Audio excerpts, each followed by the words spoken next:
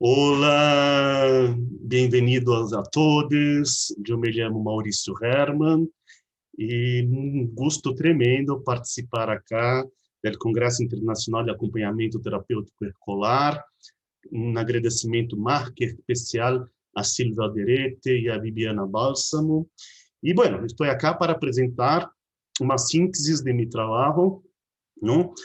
Um trabalho que tem como articulação acompanhamento terapêutico, mal-estar em la instituição e sua política. Então, quero plantear a vocês algumas coisas sobre estes temas que se articulam em este contexto de atuação no acompanhamento terapêutico em uma escola. Bueno, então, são 4 pontos. O primeiro, estou nombrando acá como questões generais. O segundo ponto seria o acompanhamento terapêutico na escola. O terceiro ponto é um caso clínico que estou acompanhando eu como acompanhante terapêutico, um acompanhamento terapêutico nestes tempos de pandemia, não? Um caso clínico, um acompanhamento terapêutico escolar. E, por último, o quarto ponto são as conclusões. Então, estou proponiendo acá este formato, como se diz, este roteiro de apresentação de mi charla. Bueno, vamos ao primeiro ponto. Questões generais, ¿vale? A primeira coisa que queria plantear, recuperar a vocês, é a ideia do acompanhamento terapêutico tem uma relação muito importante com a instituição.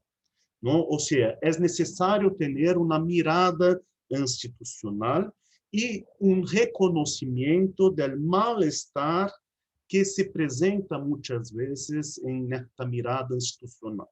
O sea, es posible decir, y esto manejo, trabajo en mi curso de formación en acompañamiento terapéutico en la tenda, ¿no? El módulo es la clínica de la T, siempre pensar que tenemos este roteiro, ¿no?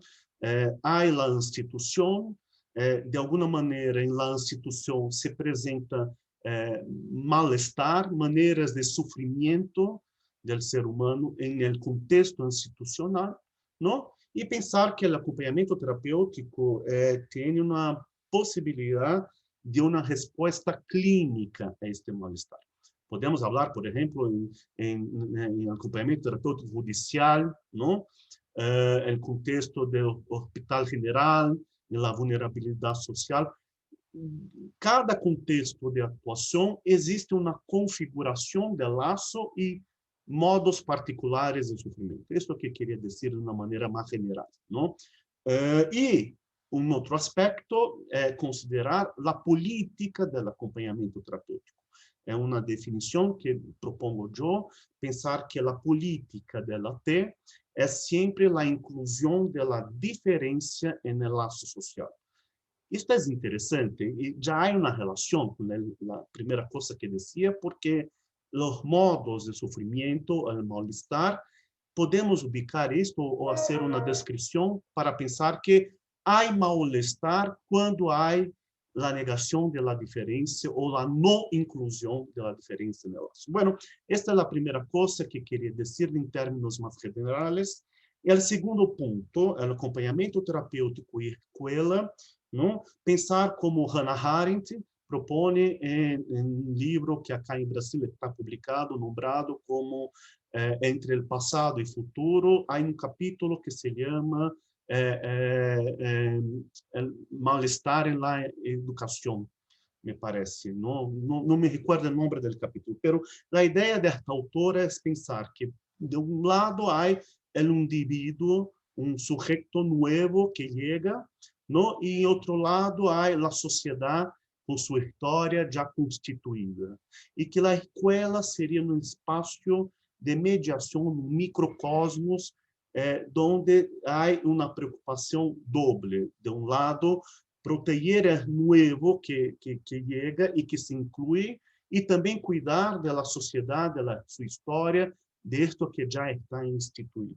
Ou seja, temos então a escola com uma doble preocupação, ou dois vetores, não? Como dizia a ustedes, ¿no? Y ahí hay un tema muy importante que sería cómo incluir la diferencia en el contexto escolar.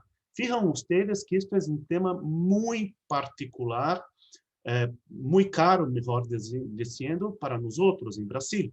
Estamos en el gobierno Bolsonaro, un neofascismo muy preocupante que ya también ha contaminado países vecinos. Uruguay también tiene un tema importante con su presidente, ¿no? Entonces, esto que hablamos, ¿no? De una política de negación de la diferencia, ¿no? Entonces, también pensando que no solamente en un contexto microcosmos, pero también como que una escuela que se propone trabajar en las inclusiones de la diferencia, es una escuela que va más allá que la transmisión de los contenidos académicos. Esto es muy interesante plantear. Y ahí tenemos también un punto, una provocación o dos preguntas, ¿no? ¿Será que si vamos a hacer un trabajo de inclusión de un adolescente, por ejemplo, en una escuela, se produce efectos clínicos para él mismo y también para la propia escuela? ¿Será que un trabajo de inclusión produce modificaciones institucionales en la escuela? ¿Será que entonces una escuela que trabaja, o sea, una escuela inclusiva, sería una escuela que podría también enseñar a los alumnos algo que habla de una ética, de un respeto por las diferencias? Bueno, son provocaciones, cuestiones que gustaría de manejar ahí con ustedes, ¿no? Y ahí, después, ¿no? Voy a presentar un caso clínico, el caso Valério, un adolescente que con 14 años ha intentado suicidarse.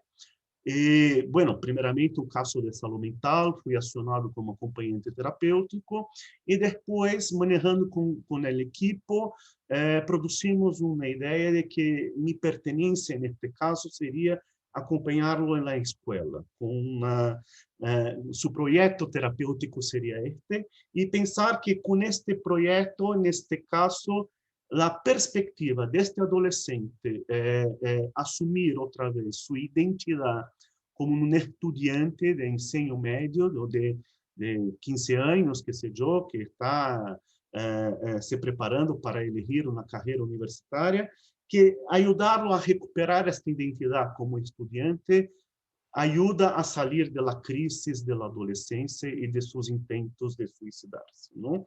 Então, temos essa hipótese clínica com o paciente e também temos também um trabalho com a escola e como que os professores da escola como um todo podem ajudar este trabalho de inclusão deste adolescente, ¿no? En este contexto institucional. Y para terminar, como conclusión, propongo que la inclusión de la diferencia en la política del acompañamiento terapéutico, ¿no? se da con la mediación entre este sujeto y este lazo académico, ¿no?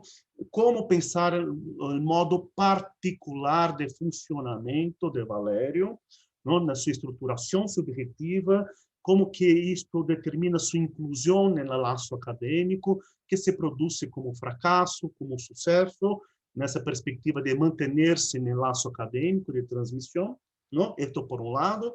E por outro lado, pensar também a escola, não?